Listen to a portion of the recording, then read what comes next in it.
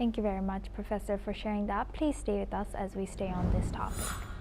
Now, Canada's support for Ukraine has been called strategic helplessness by Russia, with Ottawa's $1.8 billion aid to Kyiv described as an irrational investment, according to the Russian ambassador Oleg Stepanov.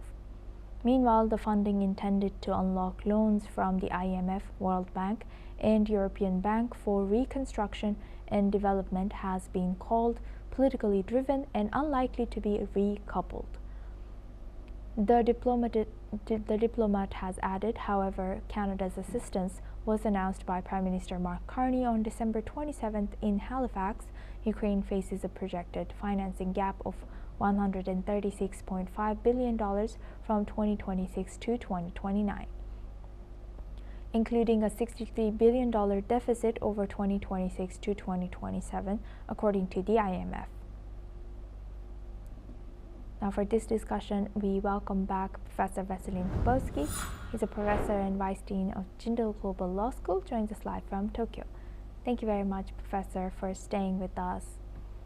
Now, looking at this, how does this Canada's $1.8 billion aid to Ukraine, how do you think this will be influencing or helping aid Ukraine? And do you think it will influence Western cohesion, also strategic signing towards Russia?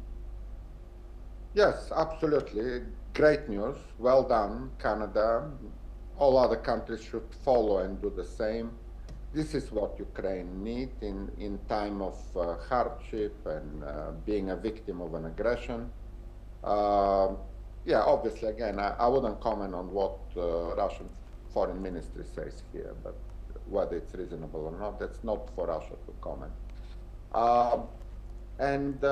It shows the unity of the reasonable leaders in the world who offer support for Ukraine and who sanctions Russia. That's what every reasonable leader in the world should do, what the Canadians did. Most welcome, obviously. Zelensky stopped in Canada before flying to Florida, met the Prime Minister, and as a result of that visit, we have 1.5 billion support for Ukraine. It can turn into economic assistance, it can turn into reconstruction, it can turn into a military assistance. The Ukrainians know best what do they need most urgently. But yes, this is what we want to hear more and more in 2026. Most of the countries, Japan did a similar pledge, South Korea, Australia. So it's not only European countries, but a lot of other countries, those that I mentioned, following suit and offering strong support for Ukrainian effort to defend itself, because we all realize in Europe that actually Ukraine is defending the free world. Ukraine is not only fighting for their own survival, but they are fighting for international order, for international law, for United Nations and its principles. The fight is for every single free citizen of this world to survive because of the aggressor. So that's why we all, free citizens of the world, should help Ukraine as much as we can. Exactly. So that's what happened, and as I said, most welcome such help to come not only from Canada, but from all other countries in the world.